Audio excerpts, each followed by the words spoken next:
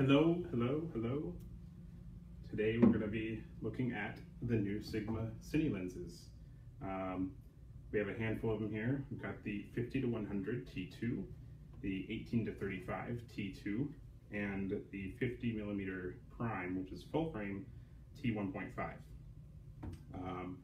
The whole purpose of today is to get questions, answer questions, get feedback, see what you guys think, what you like, and really just spread information about these new lenses. So throughout the whole video, ask questions anytime you want.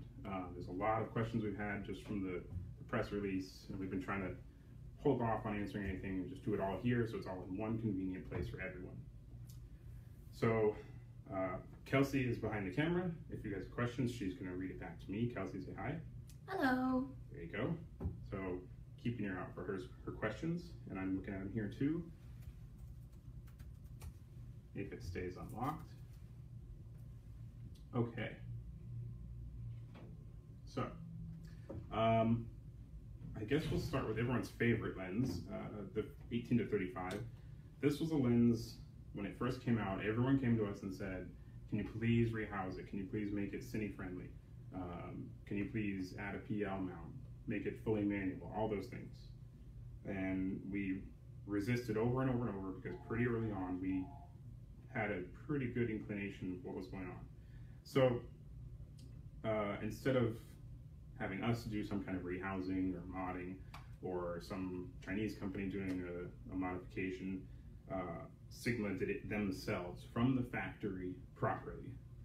I can tell you right off the bat, I know you guys can't feel this lens, but it is built very, very well. There are no plastic components other than the caps. The whole thing is rock solid. It's all aluminum, no plastic components inside.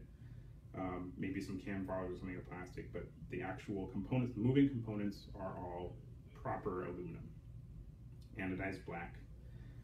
This particular model has an EF mount. They will be available in EF mount and E mount at launch, and then PL mount to follow. So PL mount will not be available immediately. I don't quite know why that is, but that's the choice they made, so it is what it is. Focus, zoom, and iris gear. The zoom and iris gear are the exact same diameter and the same position on the zooms. So if you put them at the same mount position, you'll see all of those gears match up perfectly, so you can swap from lens to lens, and makes it super easy. We have a question? Yes.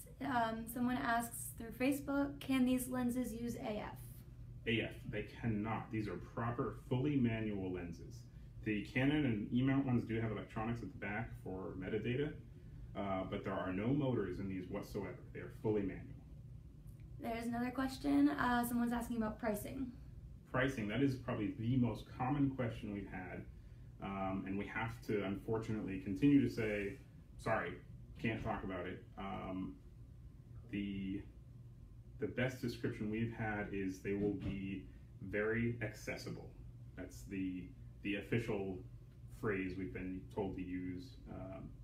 But on that note, for everybody that's watching, what do you guys think this price point will be for the 18 to 35? Let's say EF mount, 18 to 35, fully manual, proper cinema lens. What would you be willing to pay for something like this? Go ahead and drop them in the comments. We'll look at them later and see if anyone's close. So yeah, price, I cannot say right now. All I can say is they'll be very attractive, very accessible, very competitive in terms of pricing. Another question? 10K? 10K resolution or price? I'm not sure what they're talking about there. If you're talking about the price, I can't answer, but keep them coming. You can guess all you want. But speaking of resolution, both of these zooms, and including the future zoom that will be released later on, the 24 to 35, which is full frame, and the primes, all of these new Sigma lenses, you really don't have to worry about resolution. The highest pixel density that you're really going to see right now is that red helium, 8K on a Super 35 sensor, and these will work beautifully on that sensor. Question? Same optics as art lenses? Yes, the optics. Okay, so there's a phrase that we actually really like that Sigma's using. It goes 100 and 100.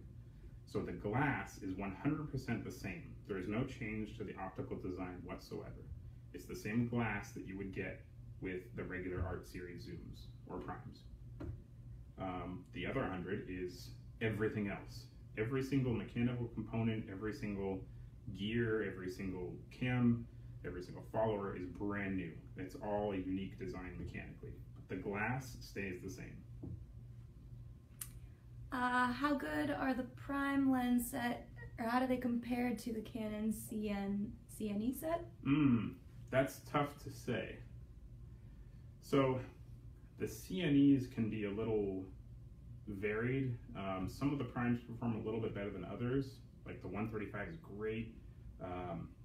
Some people aren't really fond of the way the 24 and the 14 perform. They're still really nice lenses.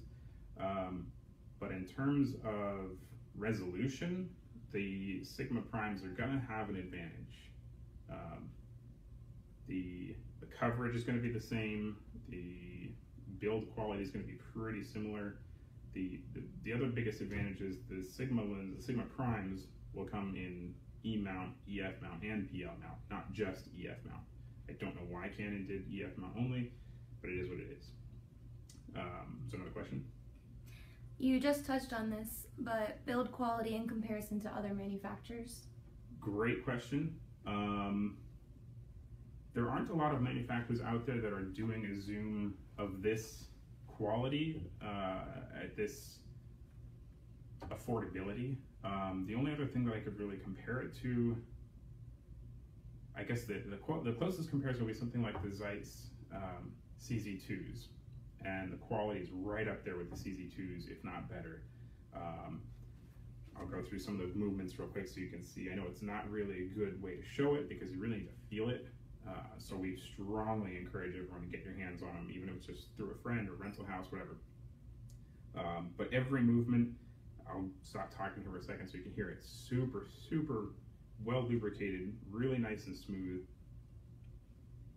In fact, I'll bring it over there so you can see it here. Kelsey, tell me if you can see everything well. Right there.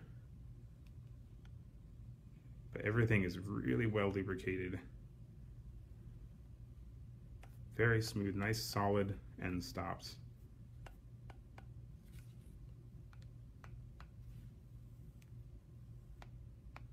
So very nice, very, very good build quality. I can't really speak to the reliability because these are just prototypes.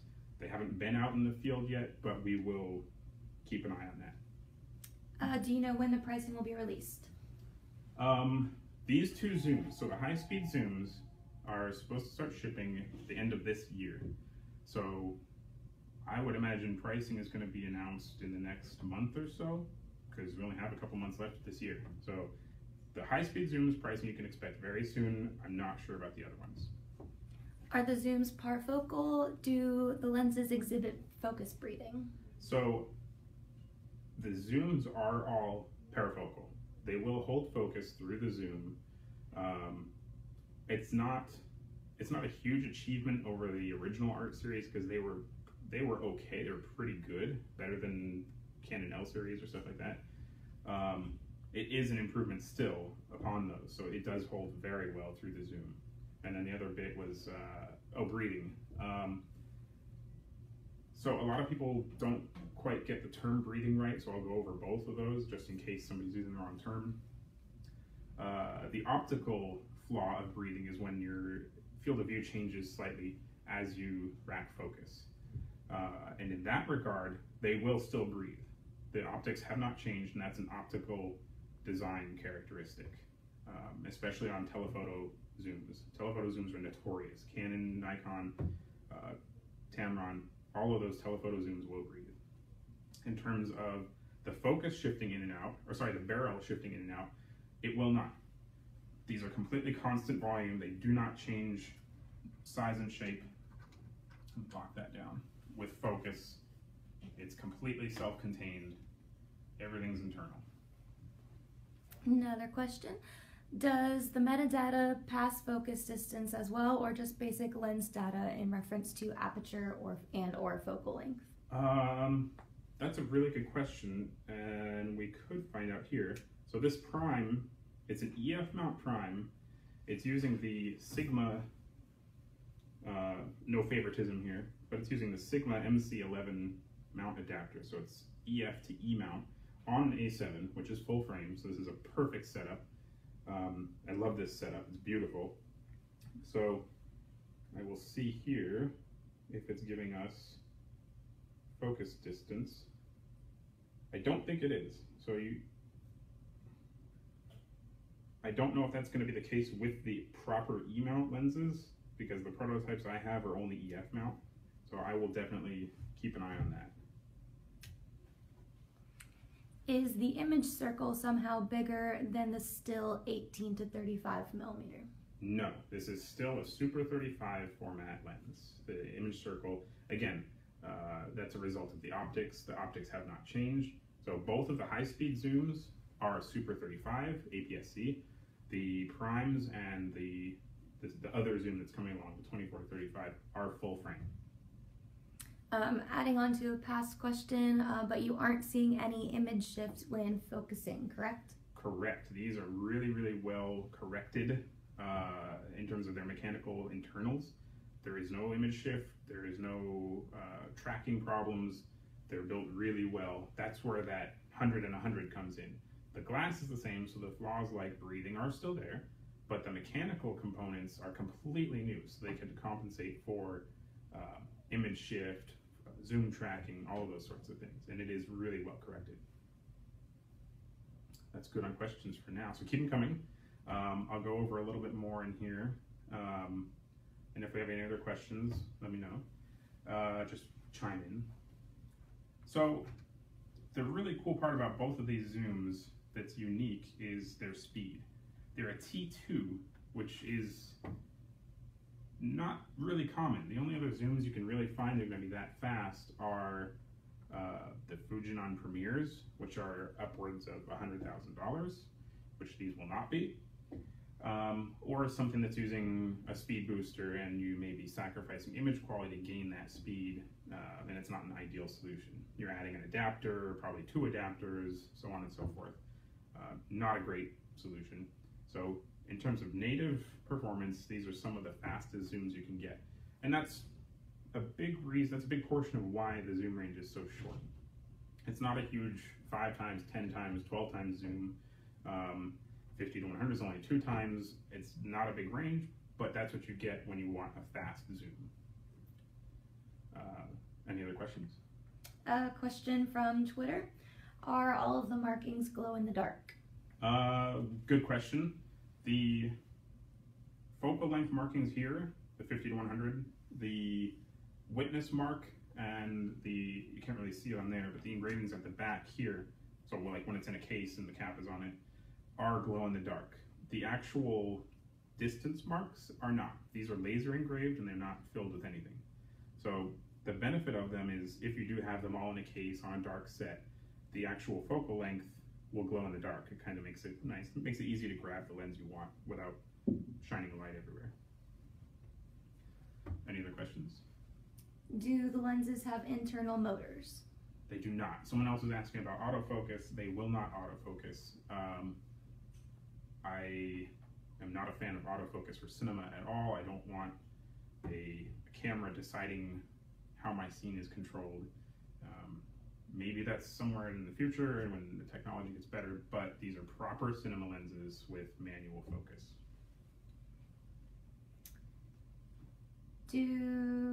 How do the zooms hold focus through the zoom? I think we mentioned that one. Yeah, so they are parafocal. They will hold focus all the way through the zoom. I think someone else was asking about focus throw. Some people were kind of disappointed with the focus throw based on the comments we got originally because it's not 300 degrees.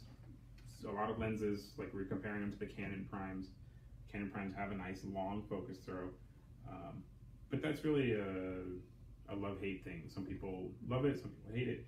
The focus throw on both zooms is about 180 degrees, which, yeah, it's half of a 300-degree focus, but it's still far more than a still lens, which can be as little as 70 or 80 degrees.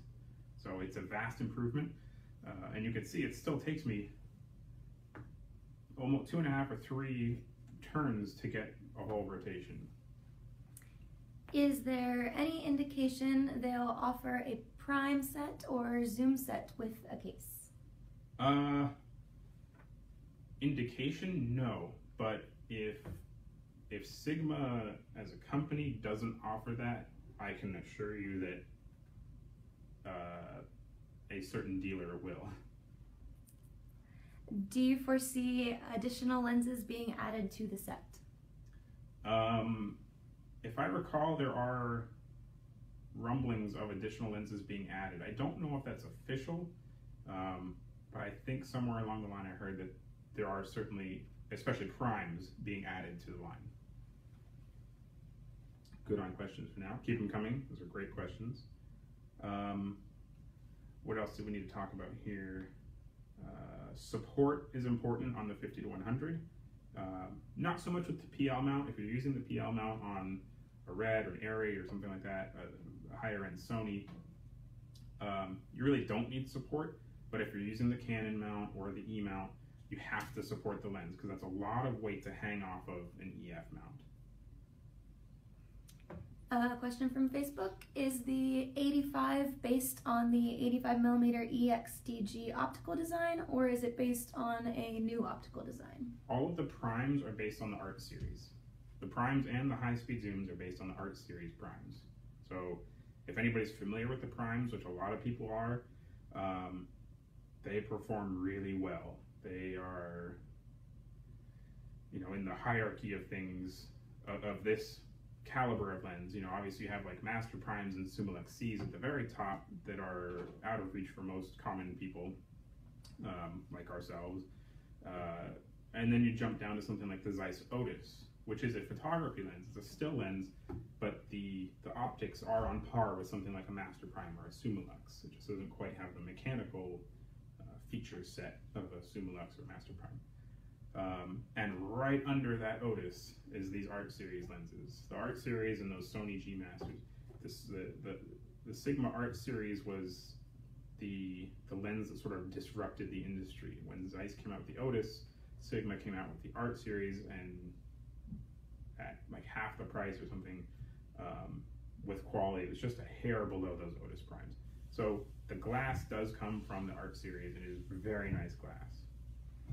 Someone commented there's not an 85mm Art series still prime out yet. Is that coming? Apparently. Is the lens support bracket removable? Yes. This is not a lens, this is my copy. It just happens to look like a lens. The support is very much removable. It's actually 2 screws right here at the bottom. Not only is it removable, but there's also, and I'm not sure why, but it's one of those things where I'm sure it will come up eventually, but the same holes are at the top of the lens. So you can move the support to the top of the lens. And it's one of those features that we ask ourselves why, and then somewhere along the line someone's shooting and they need that feature, and it's there if you need it. So it's cool that it's there. Maybe we can install some kind of motor bracket to go along with it using those holes, but they're there if you need them, and it is removable. More Facebook questions. What can you tell us about warranty and after sales service for these lenses? I can't tell you much.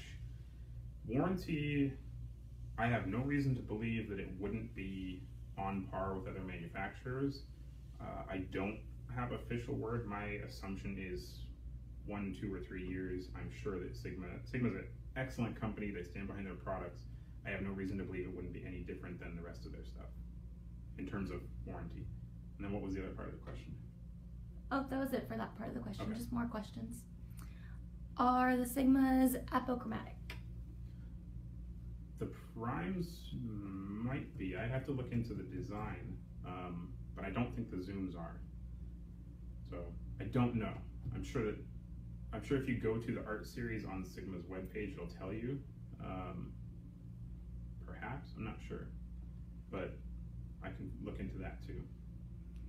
Are The other part, sorry to interrupt, the other part was about service. I have no doubt that Sigma will have domestic service for everybody that's in this video feed right now that's in the US. I have no doubt they'll have domestic service. International, I have no idea. Are the PL mount zooms shipping at the same time as EF mount or later?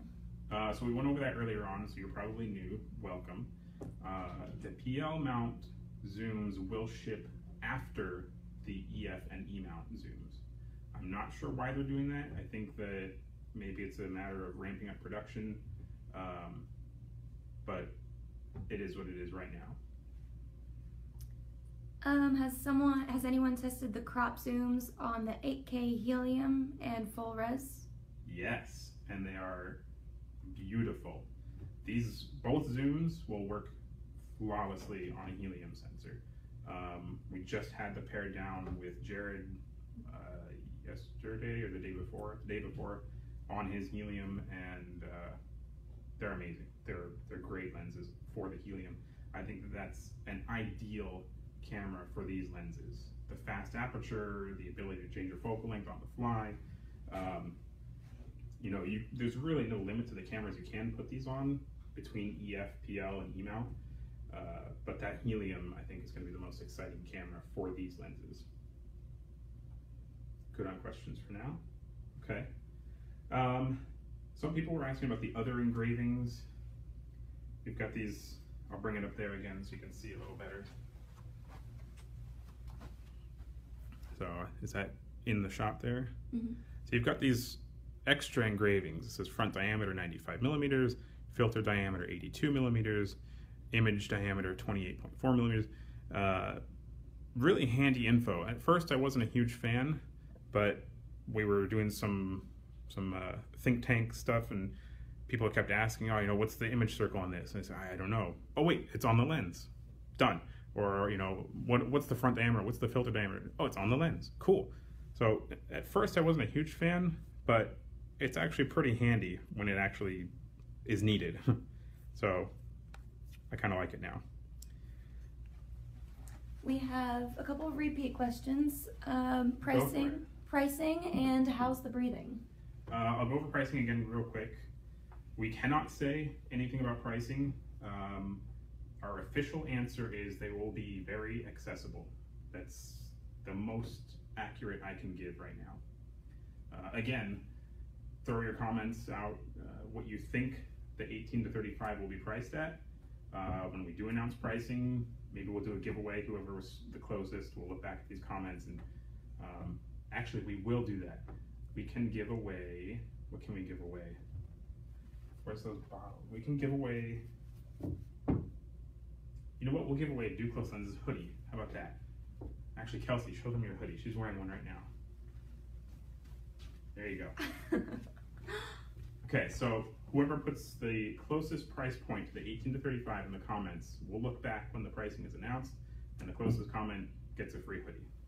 Cool, done. What was the other part? How's the breathing?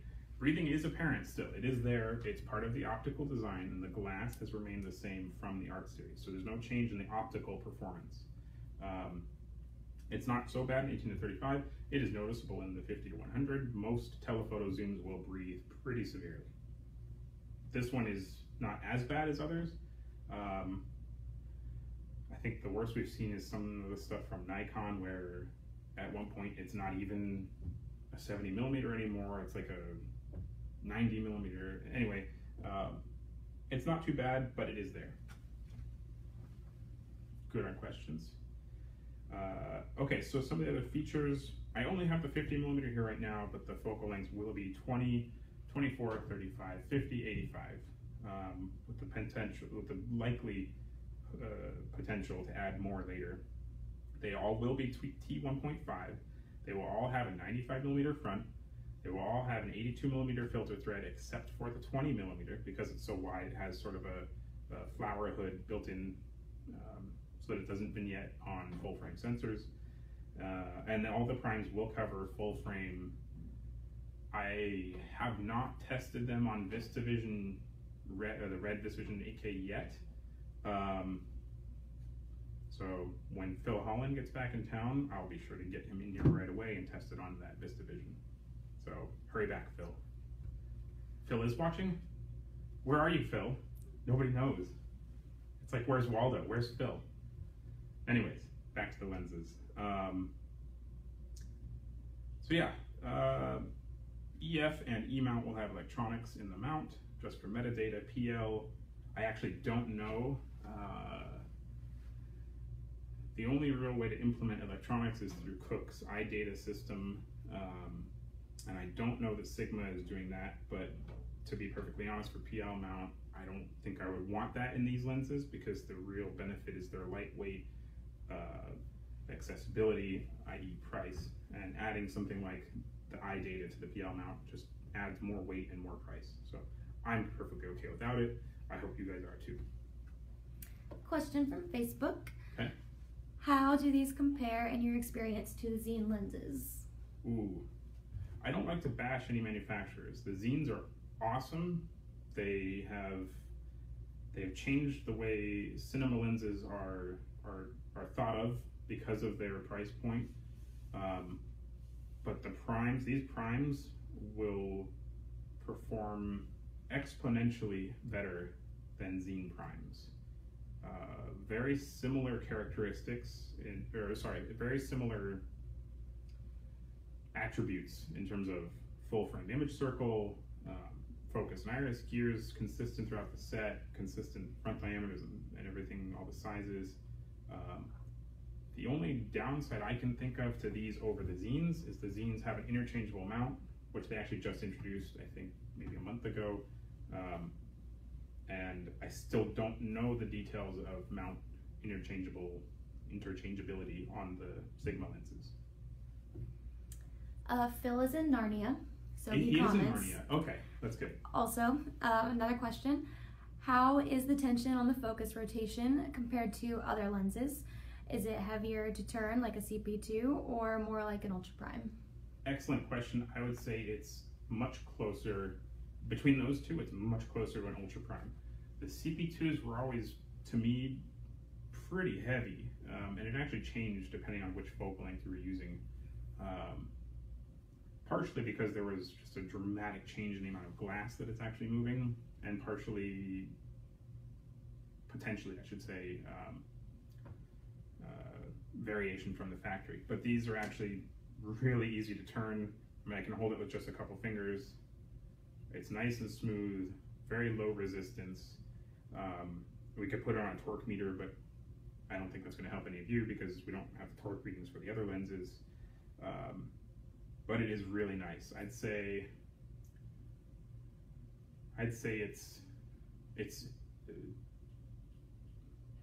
it's comfortably between an ultra prime and a CP2, probably closest to maybe a Leica Summicron, that sort of viscosity.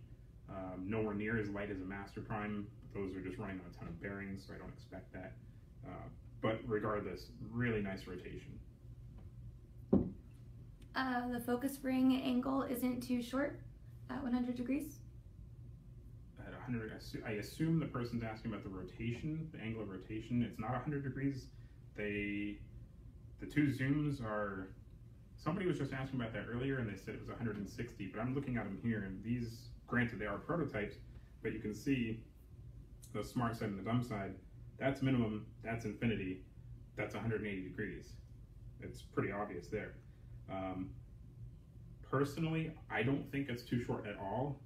Like I was showing on the 50 to 100 before, it's still 3 or 2.5 or 3 hand movements for a full rotation. So depending on the size and gear ratio of your follow focus, you're still going to have to crank it to get from one end to the other. And a lot of people pay really close attention to the focus rotation in degrees.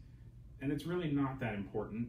What's more important is how the focus marks are spaced, the actual usability of that focus scale. And it's pretty nice here. There's not really a lack of numbers. You know, there's 1 foot, there's 2 foot, there's 3 foot, there's 4 foot, 5, 6, 7, 8, 9, 10. So if you're racking focus from, I don't know, 2 feet to 6 feet, it needs to be a nice gradual pull. There's 2 feet there. There's 6 feet there. That's a good amount of distance between 2 feet and 6 feet. That's a pretty common focus pull.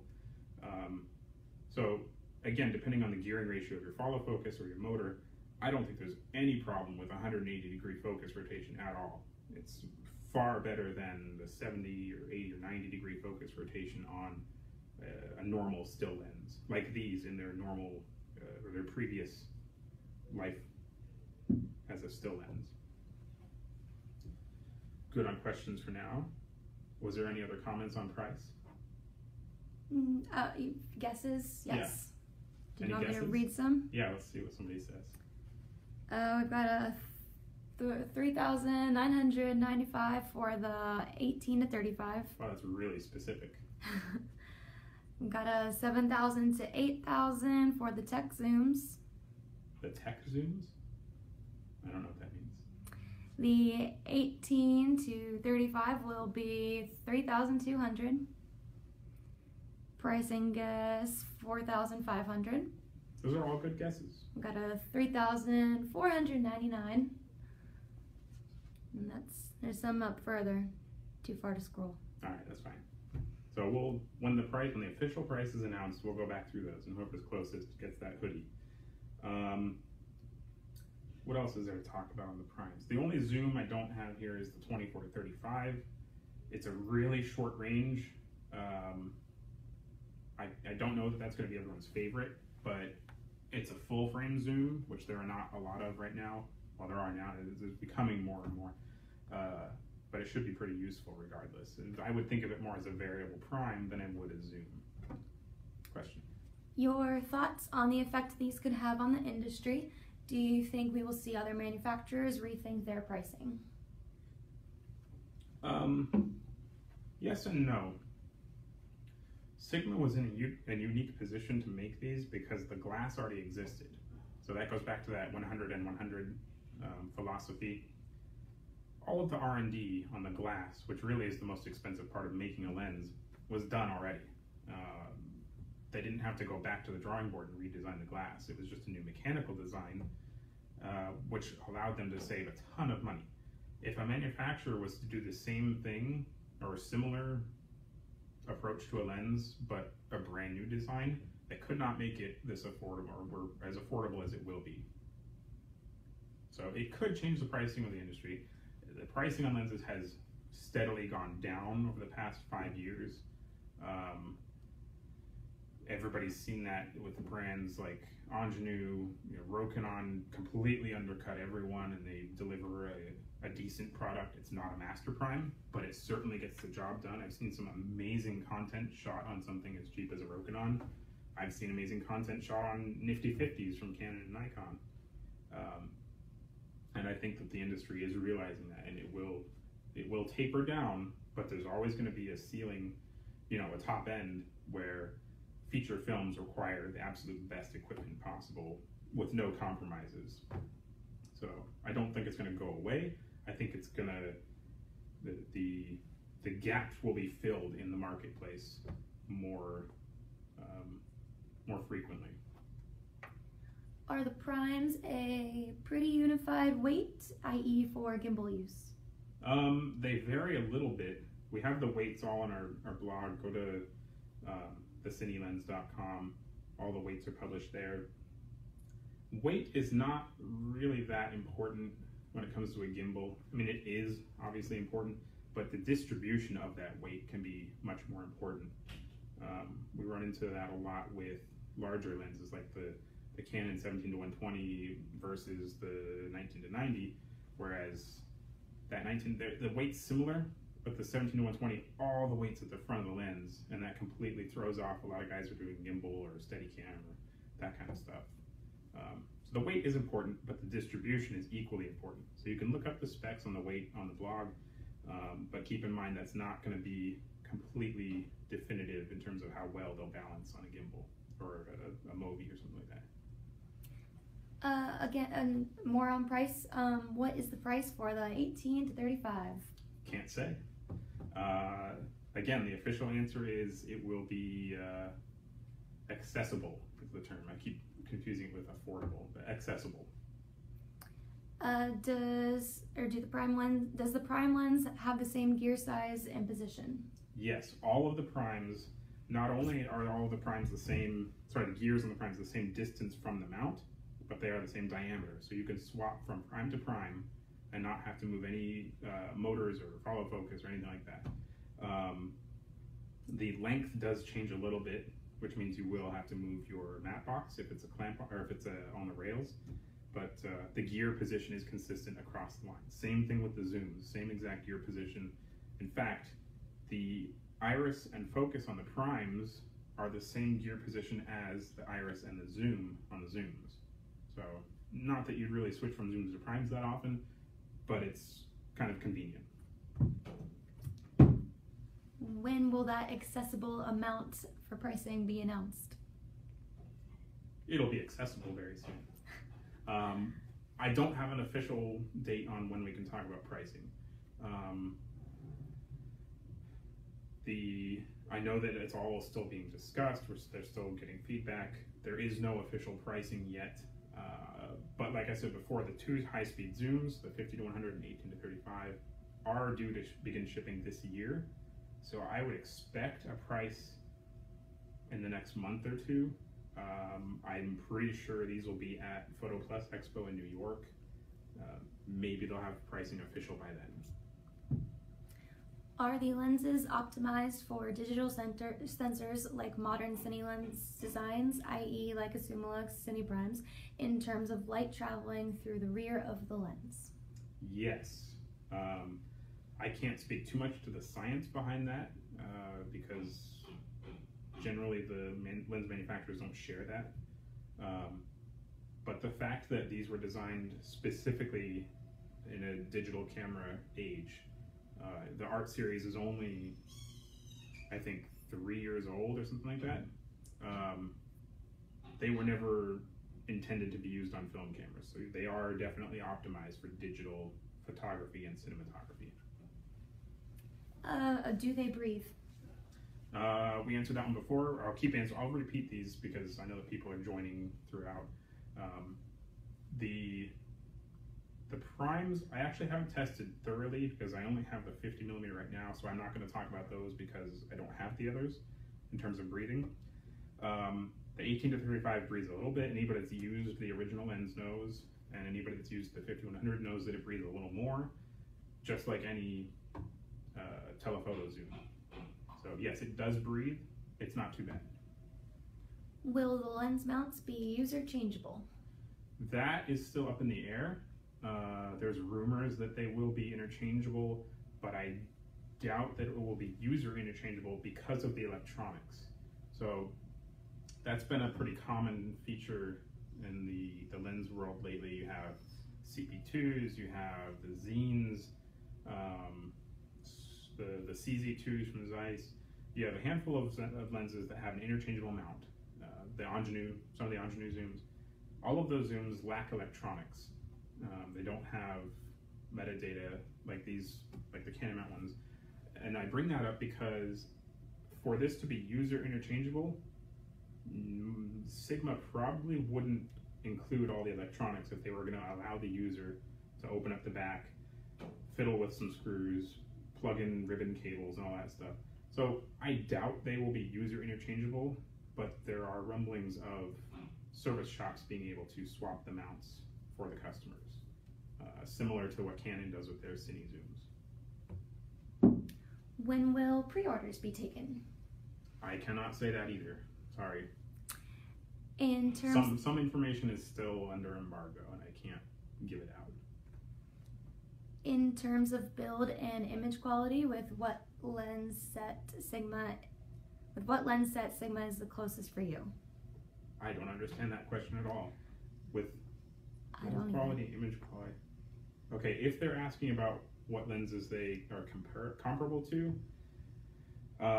the primes, that's a tough one because they are fast, they're T1.5, they are full frame, and the image quality is very good. So it's not quite apples to apples. You know, in terms of image quality, I could compare them to maybe something like the Canon CNEs, but the Canon CNEs T-stop is all over the place. Some of them are 2.9, some of them are 3.5, 1.3, 1.5. These are all T1.5 across the board, so they're not really comparable. But image quality wise, they're going to be based strictly on what we're seeing with resolution tests, line pairs per millimeter in the center and the edge. I'd say they're going to be close to ultra primes, summicrons, but then even a step above and beyond, because they're faster than ultra primes. They have a bigger image circle than summicrons and ultra primes.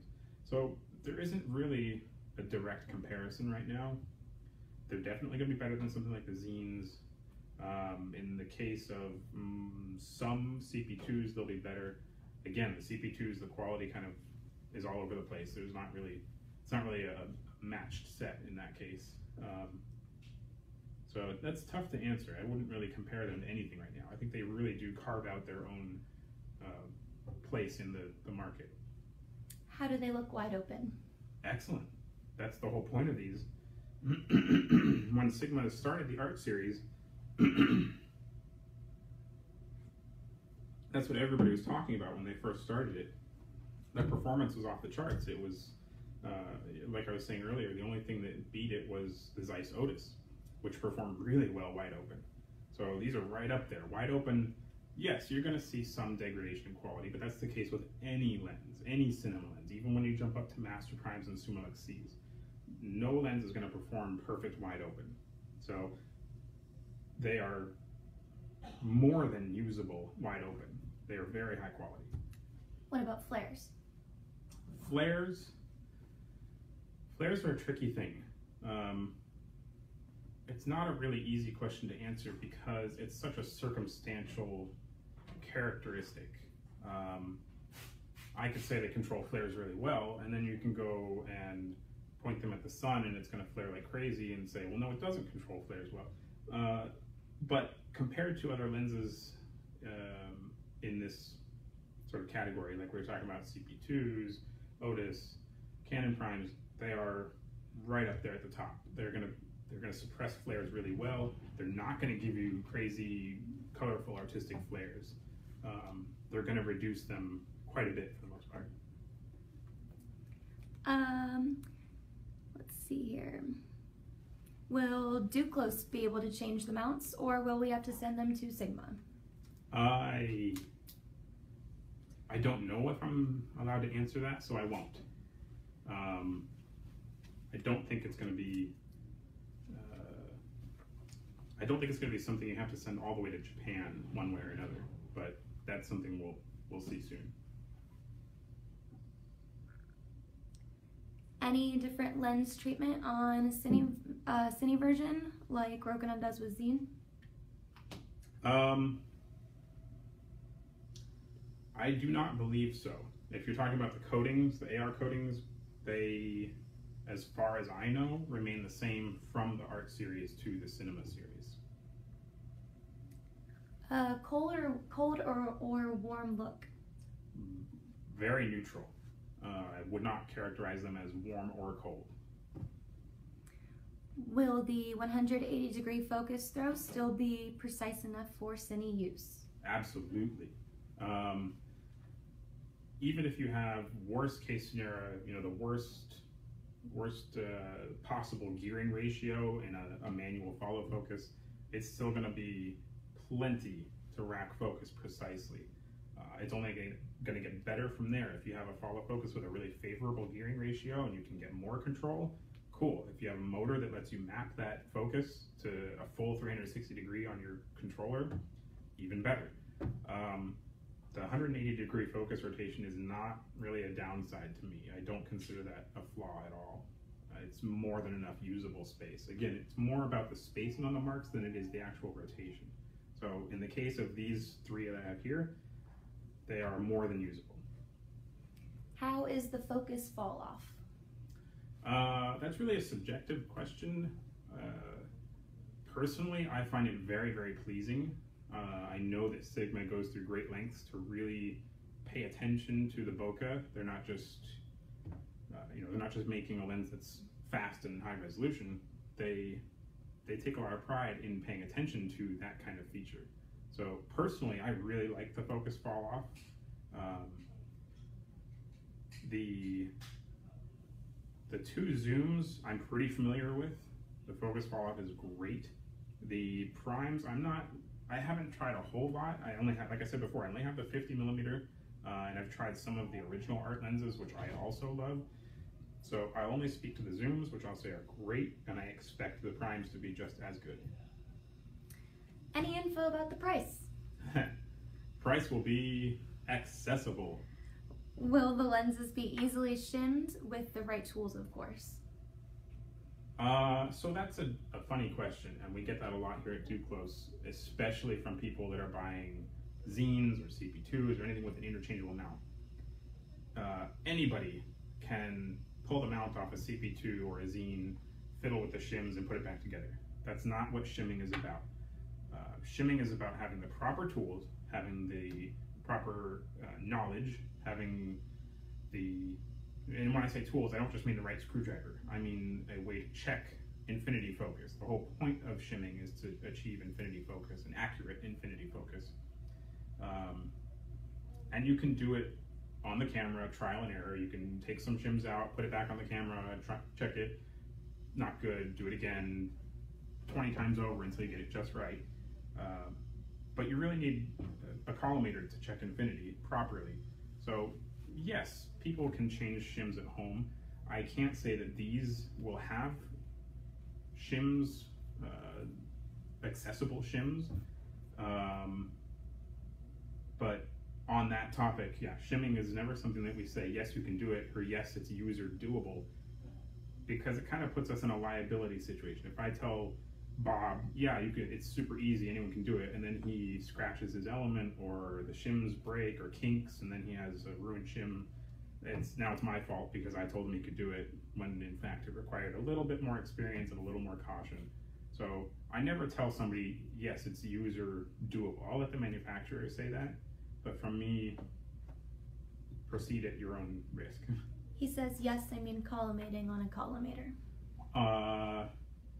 If you have collimator, you're probably a rental house or a really big enthusiast, and kudos to you then. In that case, if you have a collimator, you probably have the experience to shim these regardless of how accessible the actual shims are. So I couldn't say whether or not Sigma is going to make the interchangeable mounts an easy swap, or on the same note, if the shims will be easy to access, but we'll know that very soon. I'm sure the weight has been listed online, but do you know the weight of the primes, lightest and heaviest? Let me Google that for you. Let's all wait while we answer this guy's question.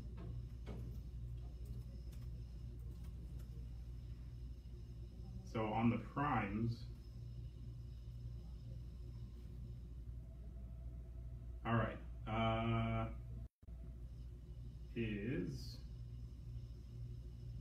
the lightest one is the 24. That's 1,125 grams, and that's for the EF mount. The E mount gains a little bit, and the PL mount we still don't have a weight because they haven't determined the weight yet. But it'll obviously be heavier because it's going to be a big chunk of stainless steel instead of a little piece of nickel-plated brass. So 1,125 grams on the 24mm, which is the lightest, and the heaviest is going to be the 85 at 1,475 grams. So not bad at all. They are heavy. They are built really well, and I don't say that because they're heavy. I can't stand it when people say, "Wow, that's heavy. That's built like a tank." No, it's not. That's not what makes something built like a tank. This is a rather heavy lens for its size, but it's really compact and everything's really solid. There's no loose, rattly components. I would say the weight is on par with other lenses in this category. All right, when I say category, I really mean price category or feature set. So like CP2s, Canon CNEs, Rokinons, similar weight, but it's so much more compact, which I really like. It's actually a lot more similar to a Schneider Xenon, but still even smaller. So in that category, in the T1.5 full frame prime category, it's comparable to other stuff out there in terms of weight. The Sigma Facebook page did comment on our feed, the full specs with the link. Oh, for the weight? Yes. There you go. Thank you, Sigma. Do you think they will produce a lens under 20 millimeter, like a 15 or an 18? Couldn't say, but there's absolutely nothing stopping them from doing that. Sigma's unique in that everything that they do is under one roof. I know there's plenty of sources out there on the internet that will talk about this. There was a guy, I can't remember his name off the top of my head, but he did an amazing tour of the Sigma factory, tons of photos, tons of explanations, really cool. Google that and find it. I can't remember the guy's name. But in fact, another instance, John Fowrich did the same thing. So check out Film and Digital Times. He just did a full factory tour, amazing. Anyways, point being, Sigma does everything under one roof, and there's absolutely nothing stopping them from designing, manufacturing, and assembling additional focal lengths. Every single piece that you see here came from one factory in Aizu, Japan, with the exception of, I think, the circuit board for the metadata. So every screw, every plastic, the rubber weather sealing here, the caps are all molded in the same factory. The engraving's all done in the same factory. The painting's done in the same factory. The glass is all polished in the same factory. It's coated in the same factory. Everything is under one roof, which gives them a unique ability to design and build and quality check lenses from start to finish in one building. And that's kind of unique these days. Not a lot of other brands can say that. So, point being, there's absolutely nothing stopping them from producing additional focal lengths to equal standards. A couple of repeat questions. First one, is the focus ring distance the same on all primes? The focus ring distance, the rotation. See if we have that here. I don't have the focus rotation spec. However, if I recall correctly, they are all the same focus rotation, which is slightly less than 180. I want to say it's about maybe it's about 170, not a big difference. So that should be the same across all of them. But like I said before, I only have the 50 millimeter here today. That's the only one I can confirm. He is referring to the position. Well, the position, so like the distance from the mount, then yes. All of the gears on all of the primes are the exact same position from the mount and diameter.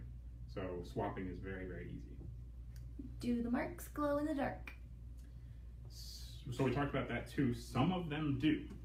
So again, and maybe we could turn the lights off. I don't know if the camera will capture it.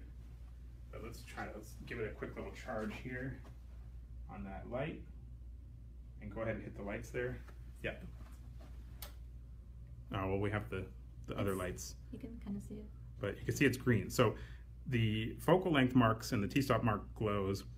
All of the focus distance marks do not. Those are just laser engraved. The witness mark here glows. So you could put chart tape and other things here, and your witness stays illuminated. Additionally, the back one here on all of the primes and zooms, those glow as well. So if it's sitting in a case with the cap on it, you want to grab it real quick in the dark, you can easily tell which one's which without sort of fumbling about. Kind of a cool feature, but anybody that takes these really seriously is going to put your typical gaff tape with a P-Touch label over it anyway. So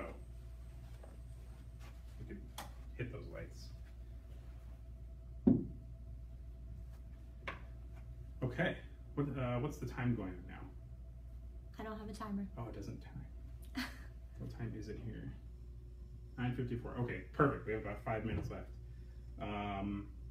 Any other questions throw them in now. Let's do a lens giveaway. No, I'm kidding. I'm not going to give away a lens. I don't know if you guys can hear that. That's our lathe cutting gears for Cine mods, running 24/7. Anyways, that was actually part of the reason that we didn't pursue this route, you know, a rehousing or modification, because we were doing the Cine mods with these originally. When the art series first came out, we were adding focus gears, adding zoom gears to the zooms, and we were we were very aware of things that were happening in the industry. So we couldn't say anything, but we did not want to dump a bunch of money into a rehousing that would then be useless a year later. Question. Is the 50 to 100 breathing less than the still version? No, we talked about that too. You're probably just joining, so welcome. This goes back to the 100 and 100. The glass is exactly the same as the still version, and the optical design is where that breathing comes from. It's an optical flaw that is not corrected in the cinema version. It is the same as the still version. Are they both metric and imperial? They are not. These are all marked in feet, so imperial. I don't know that. See, I'm not super privy to how the whole dealer network is going to work and what's going to happen. So I don't know if there will be a metric or imperial version. But I imagine there will be potentially just for different markets. You know, Europe will use the metric one. European dealers will get the metric ones. US and Canadian will get the imperial. But all the ones that I have here, which are still prototypes, granted, they are all imperial marks, so marked in feet. That's it. One other feature that I thought was, and I kind of want your guys' feedback. I can't decide if I like it or if I don't, but the zoom, in fact, I'll bring it up there on this one. The zoom ring is unique in that you have almost, actually let me see it on the screen here. That's good. Is it going to focus? No. Well, you can still see it. So there's 18. It's an 18 to 35. Then you got 19. And then 20, 21, 22, 23, 24, 25. You have almost every single focal length all the way from 18 to 35. I can't decide if I like that or not. I guess it's kind of useful, but I can't ever remember thinking, man, I wish I was at a 23 millimeter.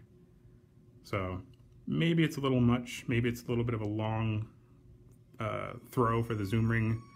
So let me know what you guys think. If you like it, if you don't like it. And actually, I'll go back there so you can hear this focus movement again, or lack thereof. You can see how smooth it is. On similar lenses, you might hear some scraping or some rubbing, but this one is just, I'll hold it right there. Really, really well lubricated, very smooth, very consistent. So, very cool. Very well done. How well does the focus hold on the zooms? Very well. These are considered parafocal or parfocal. They will hold focus through the zoom very well, as long as, and I have to stress this a lot, as long as your camera is tuned properly. Somewhere along the digital lines, camera flange depth went out the window and nobody bothers checking it. Red has it built in, which is both good and bad. It's good because you can adjust it. It's bad because you can adjust it. So if your camera is set properly to the absolute correct flange depth, they will hold focus through the zoom very well. If your camera is not set properly, it's not going to hold focus, just as it is with any lens. I think that's it. If we have any other questions, drop them in now. I think we're going to wrap it up.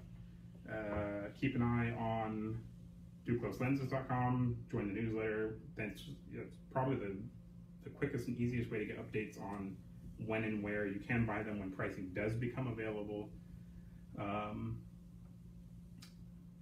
Follow us on Facebook, which I assume you have since you're here on Facebook. If not, definitely follow us. Instagram, Twitter, all that's /Duclos lenses. We have one more question. No back focus adjustment? Back focus is done with shims inside the lens. If you're referring to like an ENG style lens with the little lock knob and the rotation, no, it does not have that. That's very much an ENG style feature, which these are not. These are very cinematic. You want to take one more? Sure. How is sharpness at 1.5? Excellent. On the 18 to 35, we tested at 1.5, so you're talking about the primes then. Again, I only have the 50 millimeter for testing here, and wide open, we get 200 line pairs in the center, which is far beyond 4K, 5K, 6K on a Super 35 sensor. And I think it tapered to, I want to say 140 in the corners, which is still more than acceptable. It's excellent. And I expect the same for all the primes. I haven't tested the Cine versions yet, but I have seen the still versions and they perform equally as good. Okay, I think that wraps it up. If you guys have any additional questions, if you're watching this after the fact, send us a message on Facebook. One of our staff members will get back to you pretty quickly. Drop us an email. Any way you want to get in touch with us. Thank you guys for watching.